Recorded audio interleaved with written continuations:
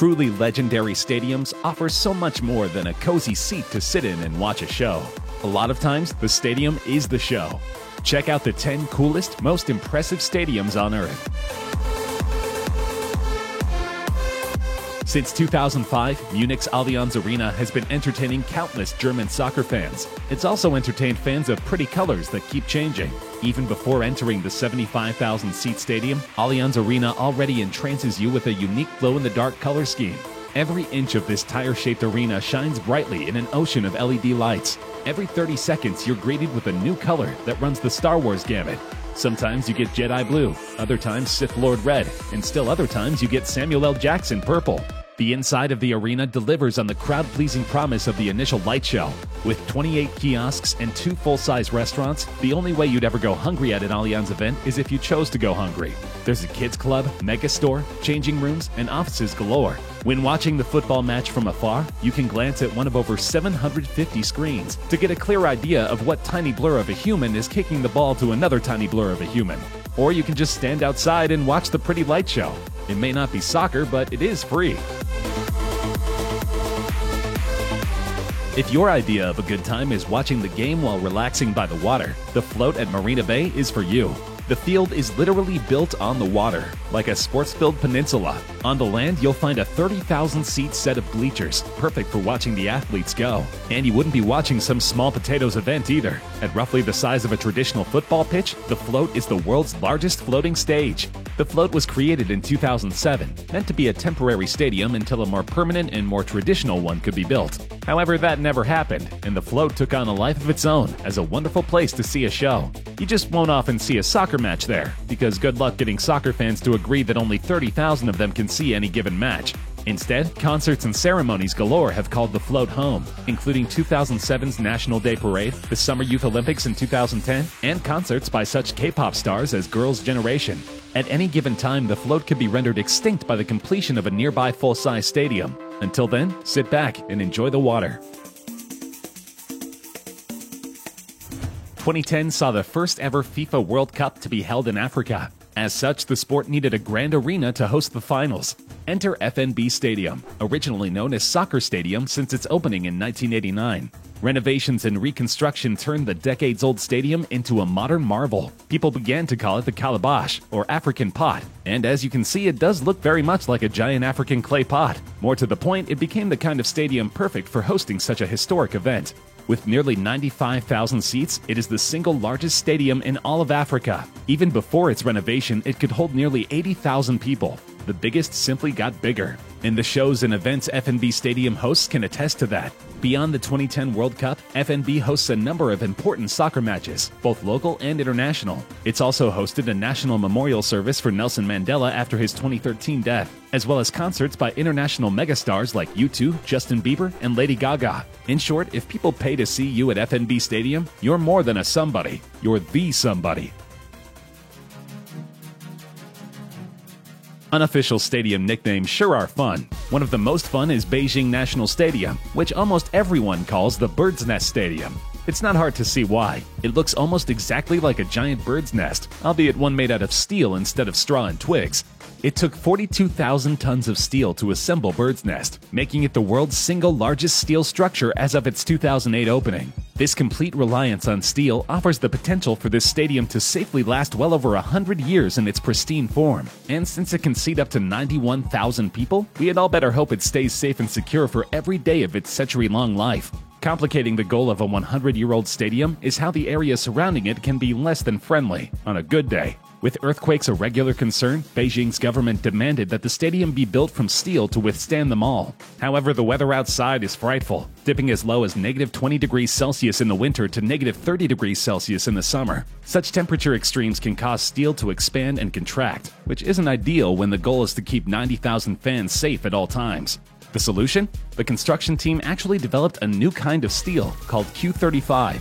Its low sulfur and low phosphorus content can withstand both earthquakes and fluctuating temperatures, making Bird's Nest Stadium a revolutionary building indeed. Mother Nature clearly stands no chance against the tag team of soccer fanatics and engineering geniuses. Do you love both football and Skyrim? Then Taiwan's Kaohsiung Stadium is for you.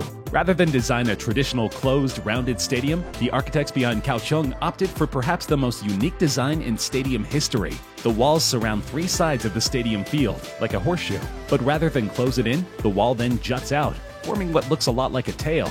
That, combined with the stadium's panels looking like scales or snakeskin, make the entire thing look like a dragon's tail. Or a question mark, if you're still too traumatized by the Game of Thrones finale to think about dragons. The tail doesn't just look cool, it's literally cool.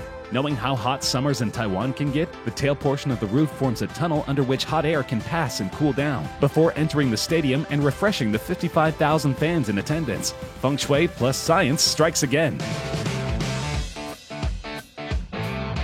No, not Macarena Stadium. Though feel free to pause the video and dance around for a bit anyway. We'll wait. Okay, dance break's over. Back to the video. Brazil's Maracanã Stadium has been around for ages. Opened in 1950 as the main venue for that year's World Cup, it is famous for holding the largest crowd to ever witness a soccer match. The 1950 World Cup finals drew over 200,000 fans to Maracanã. How is that possible, you ask? Simple. At the time, the stadium was not actually finished. There were few toilets and much of the stadium didn't actually have seats. Luckily for anybody who wanted to watch World Cup matches regardless of comfort levels, regulations regarding standing room only crowds were lax, if not completely non-existent back then. So 6 figures worth of people crammed into an unfinished stadium and stood as close together as possible in order to watch the match. Let's hope they all remembered deodorant. Construction finally ceased in 1965, 15 years after the stadium opened. Even still, ungodly amounts of people crammed into the stadium on the regular to see the matches. Over 100,000 people attended a match 284 times in the stadium's history. But that hasn't happened since 1983, and don't expect it to ever happen again. Over time, more and more of the stadium received actual seating. Then, on July 19, 1992, a tragic accident occurred. An entire upper stand collapsed and killed 3 people while injuring around 50 others. That was enough to end SRO altogether and only allow seated patrons. Even still, Maracanã Stadium draws over 78,000 people per match, making it the largest stadium in all of Brazil. Regulations or not, Brazilians love soccer just as much now as they did in 1950. The original Wembley Stadium was born in 1923 and housed events and games aplenty until its retirement in 2000. The new Wembley opened in 2007 and improved on its parent in every way. It seats over 90,000 people, making it the largest stadium in Great Britain. But its sheer size isn't what makes Wembley memorable. The arch does that. Almost the entirety of the stadium's roof is supported by a 436-foot-tall arch that also helps to close and open the roof. Not completely, of course. Even on the worst of weather days, the pitch can and will find itself rained or snowed upon. But the roof does shelter every seat no matter what. So if you're a fan, don't worry about the elements. Plus, the roof does retract enough to allow warmth and sunlight on good days, not to mention when the pitch needs the sun to grow properly. Given its stature, Wembley Stadium has played host to tons of important events across the nation. Its influence even expands globally. Since 2007, the NFL travels there at least twice a year as part of their international series. Thus far, Wembley fans seem to enjoy weird American football just as much as they enjoy their own.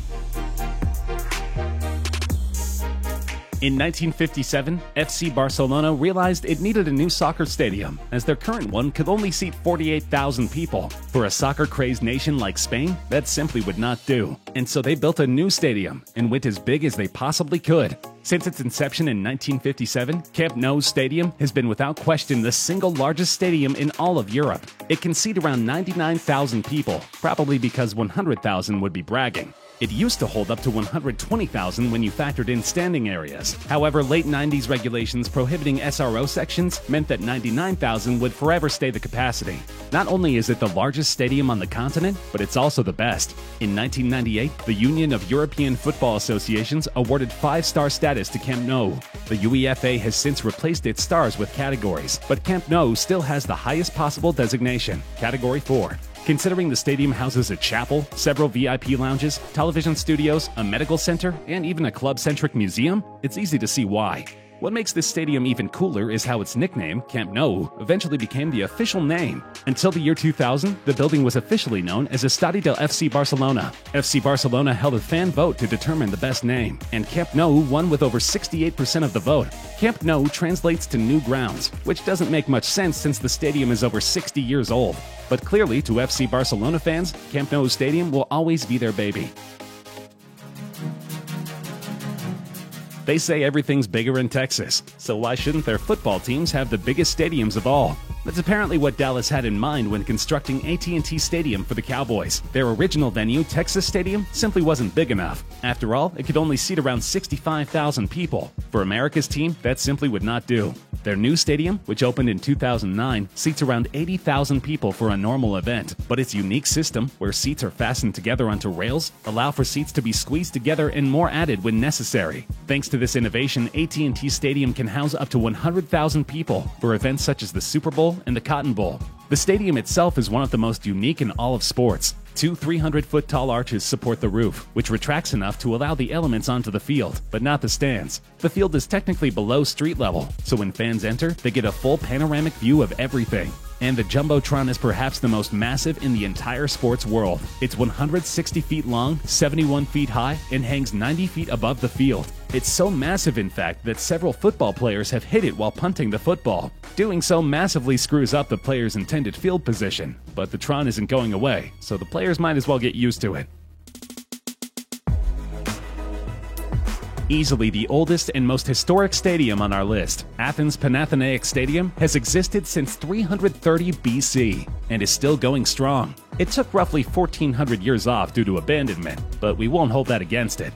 In 300 BC, the Athenian statesman Lycurgus took a centuries-old racetrack and built a limestone stadium around it. 150 years later, a politician named Herodes Atticus renovated the stadium, this time out of marble. By this point, it could seat nearly 50,000 people and became the site for many major events, such as the ancient Olympic Games. Then, around 400 AD, Roman Emperor Theodosius I banned most festivals and games, meaning Panathinaikos Stadium quickly fell into abandonment and ruin. It remained a ruin until archaeologists unearthed it in 1835. Quickly, Athens made efforts to rebuild it, efforts which culminated in the stadium hosting the inaugural modern Olympics in 1896. Panathinaikos Stadium is still in use today. It won't likely hold any soccer matches or major concerts, since the field is actually a long, thin racetrack rather than a wide-open pitch. However, it's perfect for events such as archery, basketball, and, of course, racing. The stadium housed several events during the 2004 Athens Olympics, as well as the 2011 Special Olympics World Summer Games.